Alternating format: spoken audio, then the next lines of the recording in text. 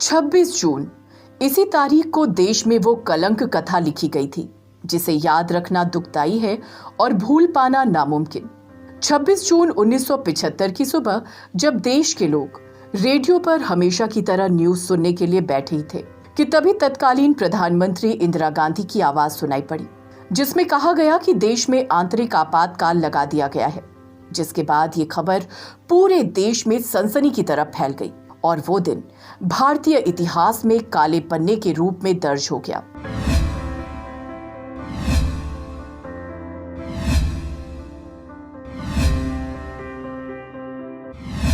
कांग्रेस ने भारी बहुमत के साथ जीत दर्ज की और इंदिरा गांधी प्रधानमंत्री की कुर्सी पर बैठी। तब इंदिरा गांधी ने देश की पहली महिला प्रधानमंत्री के रूप में देश का कार्यभार संभाला और देखते ही देखते उस गूंगी गुड़िया में लोग दुर्गा और काली का रूप देखने लगे।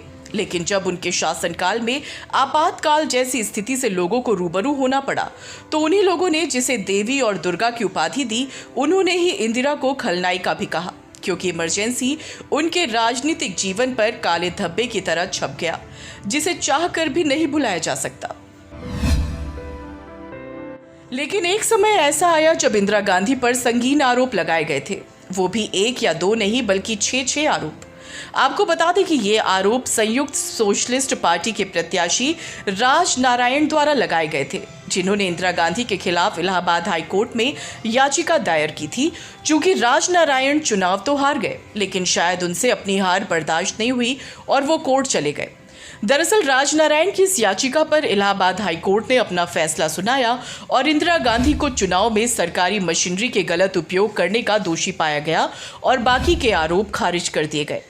साथ ही इंदिरा गांधी की याचिका को भी खारिज कर दिया गया और गांधी को अगले 6 साल तक चुनाव लड़ने पर रोक लगा दी गई। आपको बता दें कि हाईकोर्ट के फैसले के बाद इंदिरा गांधी को प्रधानमंत्री पद से इस्तीफा देना पड़ा, जिसके बाद इंदिरा ने प्रधानमंत्री आवास पर बैठक बुलाई और सभी मंत्रियों से राय मांगा कि अब क्या करना चाहिए। उस वक्त मंत्रियों ने नारा लगाया था कि India is Indira and Indira is India, जिसके बाद इंदिरा गांधी का मनोबल और बढ़ गया और इतना बढ़ गया कि उन्हें अपने आगे पीछे कोई नजर नहीं आ रहा था। उन्होंने इमरजेंसी जैसे रास्ते को चुन लिया। उस बैठक में इंदिरा गांधी को कांग्रेस का राष्ट्रीय अध्यक्ष बनने की सलाह दी गई थी, लेकिन होना तो कुछ और ही था। बात 25 जून 1975 की शाम की है, जब दिल्ली के रामलीला मैदान में लोक नायक जयप्रकाश नारायण देश की जनता के बड़े हुजूम को संबोधित कर रहे थे, जिसमें जनता का आक्रोश चरम पर था, जो कि सत्ता में बैठी इंदिरा गांधी की सरकार के खिलाफ था। और कहीं न कहीं लोक नायक के संबोधन और जनता में जान भरने वाली उनकी दहाड़ ने इंदिरा गांधी को डराने का काम किया। दरअसल तत्कालीन प्रधानमंत्री को अपनी गद्दी हिलती दिखी। इंदिरा इस कदर डर गई थी कि उस डर के आगोश में आकर उन्होंने ऐसा कदम उठाया जो कि भारत के इतिहास का सबसे काला दिन साबित हुआ। उन पर सत्ता का भूत इतना हावी हो गया था कि उन्होंने 28 साल पहले अपने पिता जवाहरलाल नेहरू के द्वारा आज़ाद भारत को लोकतंत्र की भेंट देने वाले पल को भुला दिया। आपको बता दें कि उन लम्हों को इंदिरा ने भी जिया था, लेकिन सत्ता में बने रहने की उनकी लालसा ने उन्हें 28 साल बाद देश में आपातकाल लागू करने जैसे काम के लिए मजबूर कर दिया।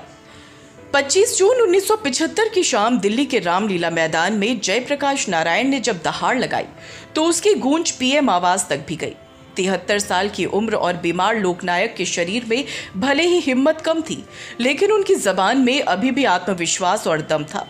उसी के दम पर उन्होंने इंदिरा गांधी की सरकार में भ्रष्टाचार, बेरोजगारी, महंगाई और सत्ता की अतृप्त लालसा के खिलाफ भरी जनसभा में आवाज उठाई थी और उन्होंने सेना और पुलिस को भी नसीहत दी थी और कहा था कि हुकूमत के गलत फैसलों में साथ न दे। जिसके बाद उनकी उस नसीहत और आवाज के समर्थन में सैकड़ों लोगों के हाथ खड़े हो गए।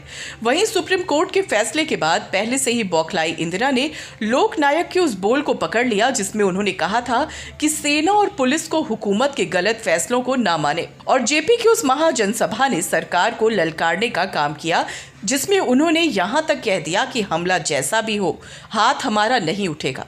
बस इसी बात की देरी थी, जिसके बाद लोकनायक को राजद्रोही घोषित कर दिया गया, क्योंकि कहीं ना कहीं इंदिरा गांधी में डर घर कर गया था कि जेपी उनके पैरों तले से सियासी जमीन को खिसकाना चाहते हैं। वैसे तो देश और सत्ता में शासन इंदिरा का था, लेकिन वर्चस्व उनके छोटे बेटे संजय गांधी का था और इस बार की दशा भी कुछ ऐसी ही थी। दरअसल जेपी की महारैली खत्म होने के साथ ही इंदिरा सीधे राष्ट्रपति भवन पहुंची। भवन में इंदिरा तत्कालीन राष्ट्रपति फखरुद्दीन अली अहमद से मिलने या यूं कहें कि उनको आपातकाल की पूर्व जानकारी देने पहुंची थी, जिसमें राष्ट्रपति ने पूछा था कि क्या बाकी कैबिनेट को इसके बारे में पता है। तो इंदिरा गांधी ने कहा था कि मैंने उन्हें अभी बताना जरूरी नहीं समझा है। उस समय इंदिरा गांधी ने चतुराई भरी एक ऐसी चाल चली थी जिसका मकसद ही था प्रधानमंत्री पद पर बने रहना, क्योंकि वो एक लोकतांत्रिक नेता नहीं थी। अगर होती तो मुकदमा हारने के बाद वो पद के लिए मना कर देती, लेकिन उन्होंने ऐसा ना करते हुए एक दूसरा रास्ता अपनाया और लोकतंत्र का गला घोंट दिया। जब प्रधानमंत्री इंदिरा गांधी ने राष्ट्रपति से मिलने के बाद कहा कि आपके पास 2 घंटे में वो ड्राफ्ट आ जाएगा जिस पर आपको हस्ताक्षर करने होंगे, उसके बाद तो राष्ट्रपति के पैरों के नीचे से मानो जमीन ही खिसक गई। उन्होंने यहाँ तक कहा कि क्या और कोई दूसरा रास्ता नहीं है।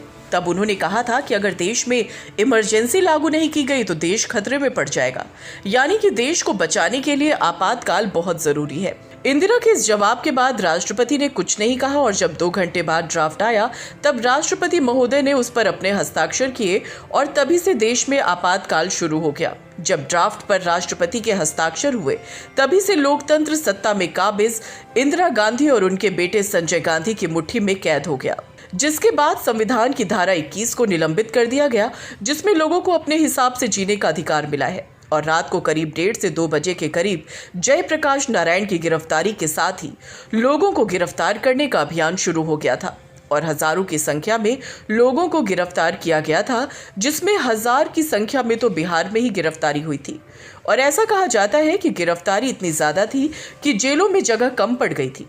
वहीं आपको बता दें कि जब आधी रात को ऐसा हुआ तब केवल चंद लोगों को ही इसकी खबर थी, यहां तक कि इसकी जानकारी इंदिरा की कैबिनेट को भी नहीं थी। वहीं रात बीतते ही सुबह तड़के 6 बजे इंदिरा ने कैबिनेट की आपात बैठक बुलाई, जिसमें घोषणा पत्र सुनाया गया और मंत्रियों को इसके बारे में समझाया गया। उस बैठक में सभी मंत्री खामोश थे। अगर किसी ने कुछ कहने की हिमाकत भी की तो उसे उसकी औकात दिखाकर इंदिरा ने चुप करा दिया। और 26 जून की सुबह इंदिरा ने रेडियो के माध्यम से सबको बताया कि देश में आपातकाल लागू हो चुका है। 2 साल तक रही इस इमरजेंसी के बाद साल 1977 में मोरारजी देसाई की सरकार ने संविधान में संशोधन कर दिया और कोर्ट के वो सारे अधिकार उसे वापस दे दिए गए और इसके साथ ही आपातकाल के प्रावधान में संशोधन करके आंतरिक अशांति के साथ सशस्त्र विद्रोह शब्द जोड़ दिया गया ताकि भविष्य में कोई भी सरकार इसका दुरुपयोग न कर सके।